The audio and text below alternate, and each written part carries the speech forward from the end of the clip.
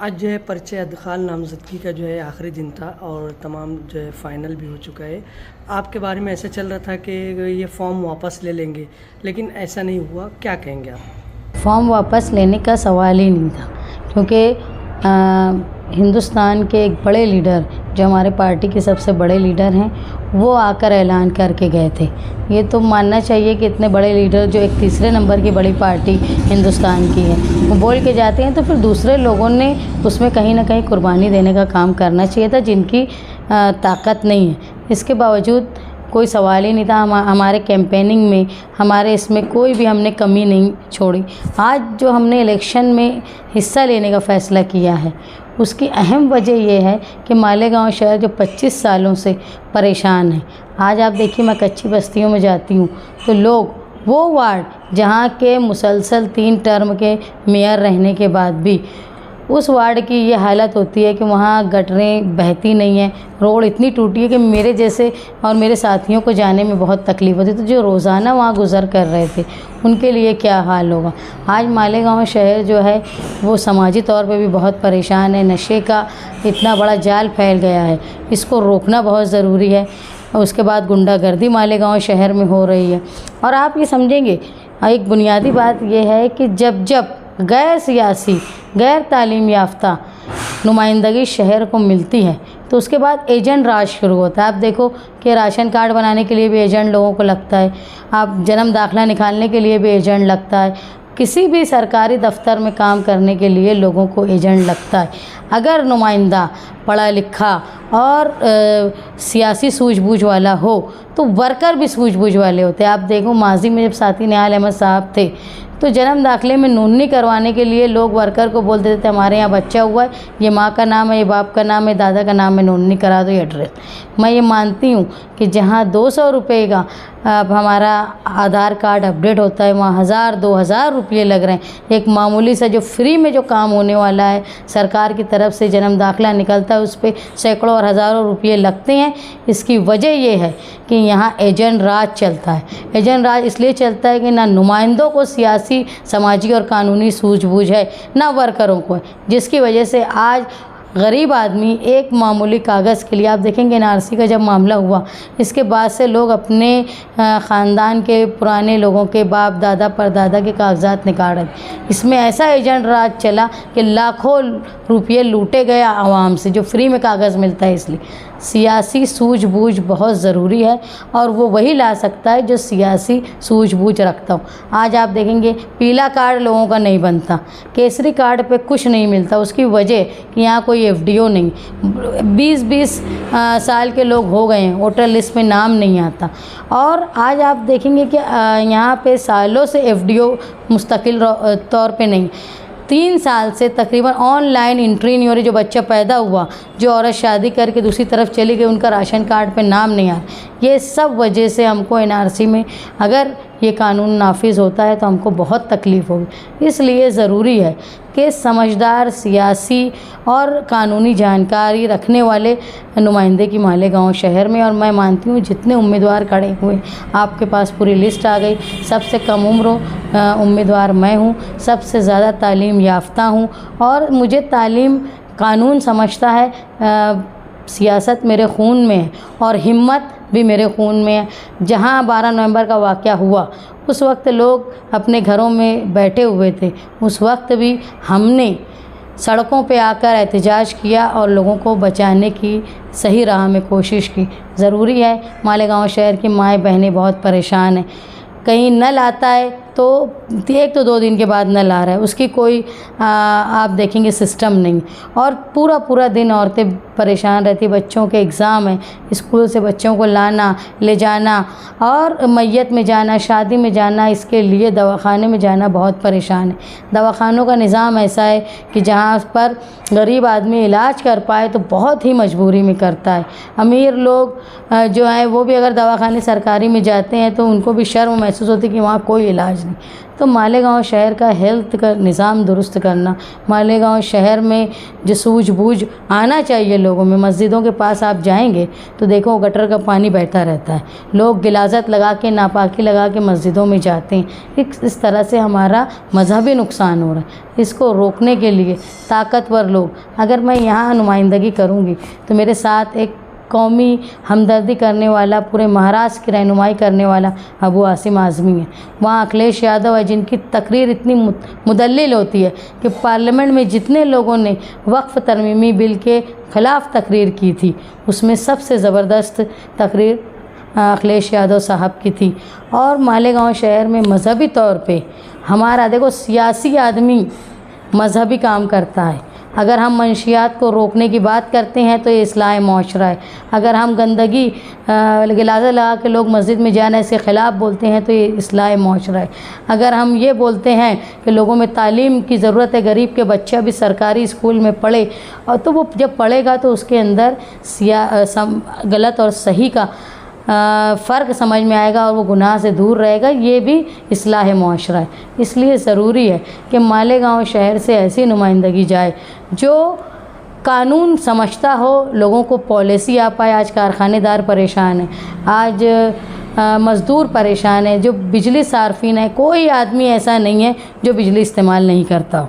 इसके लिए भी ज़रूरी है कि हमारी बिजली के दाम और ऐसी पॉलिसी आए कि हम आराम से हमारे घर की कफ़ालत कर पाए। ख़ास तौर पे जो लोग कारखानों के अलावा चाहते हैं कारोबार करना, उनके लिए हम मौके फ़राहम करेंगे। मैं आज जहाँ घूम रही थी मालेगांव शहर में, आप देख लो, एक नग लगाने का काम, नग टाकने का काम, दूसरा थैली सीने का काम, तीसरा गोंद चुनने का काम, इमली फोड़ने का काम, और जो मंगलसूत्र होता है जिसको पोत बोलते हैं, पोत को पुराने का काम मोती का, ये बड़े पैमाने पे होता है और इतनी मामूली उजरत पे उनसे काम करवाया जाता है। अगर हम मेक इन इंडिया और स्किल इंडिया के थ्रू मालेगांव शहर में पॉलिसीज़ लाएंगे तो यकीनन घर में बैठी हुई ख़वातीन बाइज़्ज़त तरीके से हलाल रोज़ी कमा पाएगी।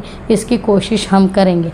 आप देखो सियासी सूझबूझ की कमी होने की वजह से ऐसा हुआ कि मालेगांव शहर जो मस्जिद और मीनारों का शहर कहलाता है, वहाँ वक्फ़ तरमीमी बिल के ख़िलाफ़ मालेगांव शहर में कोई नहीं सियासी आदमी गया, ना कोई मजहबी तंजीम एक दो छोड़ दी जाए तो वो जाकर वक्फ़ तरमीमी बिल के ख़िलाफ़ जाकर बम्बई में उन्होंने आवाज़ उठाई हो, या ख़त दिया। हमने पूरा पिटीशन बना के ले गए 17 पेज का, और मैंने वहाँ जो जगदम्बा प्रसाद जो उसके चेयरमैन थे उनके सामने बातें की कि हमको क्या क्या इसमें आपकी नीयत सही नहीं दिखती है, उसके बारे में हमने बताया। तो सियासी आदमी ही समाज को दुरुस्त कर सकता है, और जब समाज दुरुस्त होगा तभी हम मजहबी तौर पर मुस्तहकम और सही राह पे चल सकते हैं। ये उम्मीद से मैं मालेगांव शहर में इलेक्शन लड़ रही हूँ कि मेरी माएँ बहनें, वो नौजवान जो अपनी मेहनत की कमाई लेके घर पे जाते हैं और डर होता है कटर मार के कोई उनका पैसा न लूट ले, इसके लिए, और जो बूढ़े आज वजीफ़े के लिए परेशान हैं। साथी निहाल अहमद साहब हमेशा बेवा और 65 साल से ऊपर के जो लोग थे उनके लिए वजीफ़े का काम करते थे, लेकिन अब साल भर हो जाता है, लोग मर जाते हैं, उनके वजीफ़े का फ़ंड नहीं आता।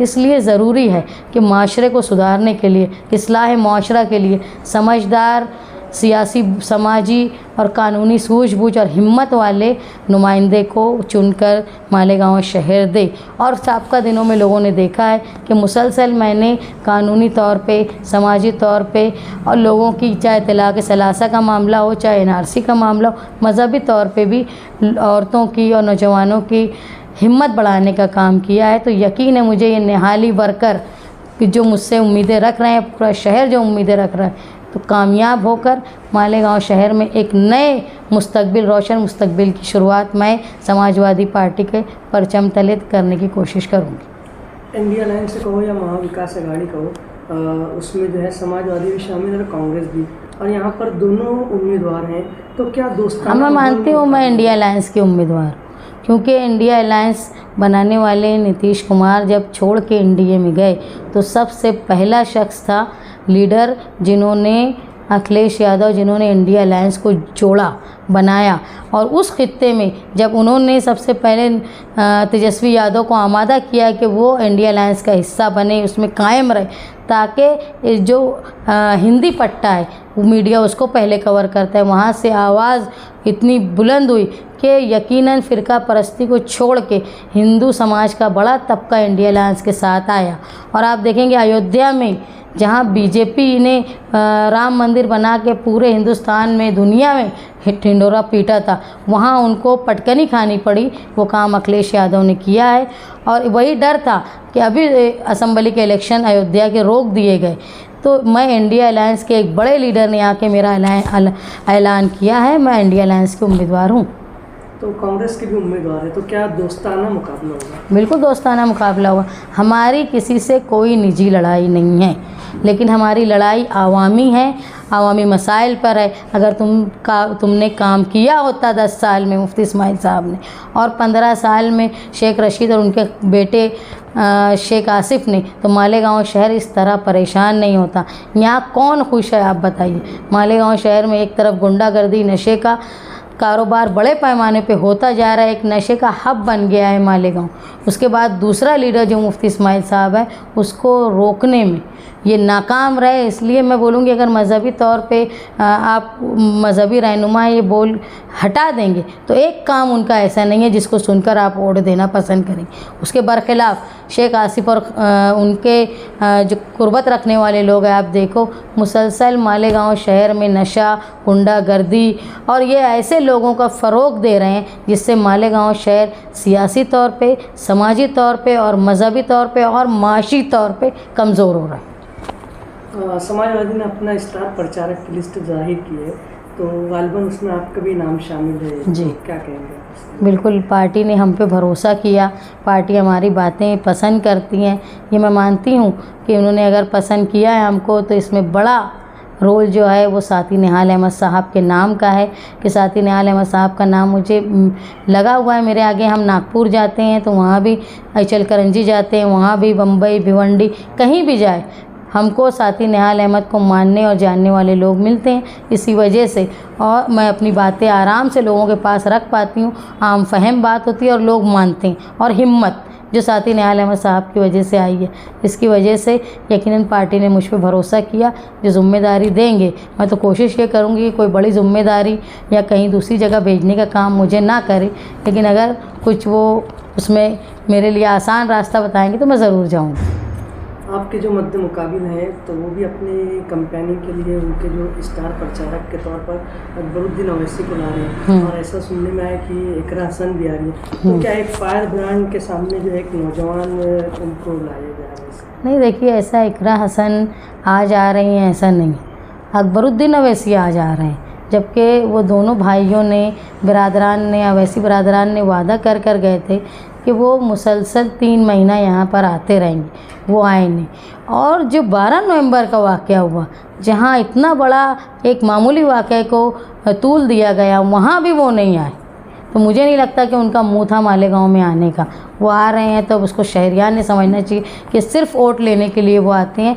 जब शहर में आफत आती है, चाहे 12 नवंबर का वाक़या हो, चाहे हमारे यहाँ पर जो गढ़ की यात्रा का मामला हुआ हो, चाहे MSG कॉलेज में हुजूर के नाम के लगे हुए पोस्टर को नौज़बिल्ला उसकी बेहुरमती हुई, तब भी ये नहीं आए। इसलिए और आप ये हाँ, उसके बाद आप देखिए कि कोई भी वाक़या मालेगांव में हुआ जहाँ पे हमारी अक़लियत को दबाया गया, वहाँ वो हाजिर नहीं थे। वो आ रहे हैं सिर्फ वोट लेने के लिए, शहरियान को समझ रहा है साहब यहाँ आ रहे हैं। आप देखो पिछले दिनों वो नासिक आए, धूलिया आए उनके अवैसी बिरादरान, और मैं सुनी थी मनमाड़ भी आए थे, लेकिन मालेगांव नहीं आए।